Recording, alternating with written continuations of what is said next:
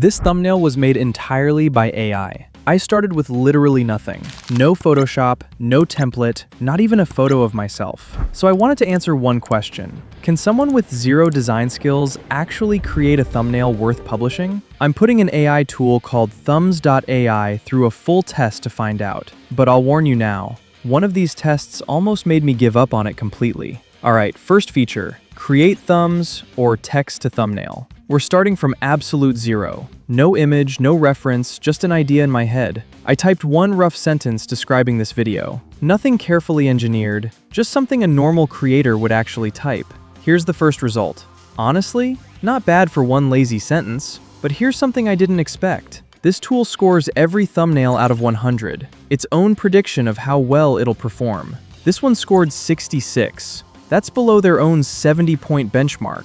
Then I noticed the Enhance button. I clicked it out of curiosity, and it expanded my one lazy sentence into a detailed prompt. Composition, lighting, visual direction, all automatically. But there was still one obvious problem. No face. I had a feeling that was part of the issue. So I uploaded one normal photo of myself, picked a shocked expression, and generated the same concept again, just with a face added. Look at this. The score jumped from 66 to 77. Same idea, same prompt. The main change was adding a face. Now, that doesn't prove faces always increase real-world CTR, but it does show how strongly this tool's own scoring system responds to a recognizable face. Next feature, recreate thumbs. This lets you give it a reference, either an image or a YouTube link, and rebuild it around your own face and topic. I picked an established AI tools channel, pasted their video link, and asked it to recreate their thumbnail with me in it. I generated two variations from the same prompt.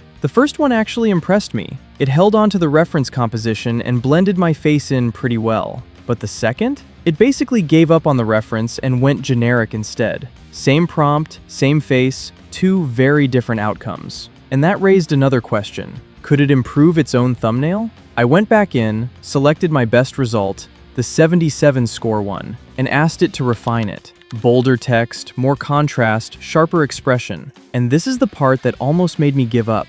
The two new versions looked almost identical to the original, and the score barely moved. So if you want this tool to take something you've already made and keep polishing it until it's perfect, that's not where it's strong. It's much better at creating something new than fixing something old. There's also a template library, organized by category: gaming, cinematic, luxury, and more.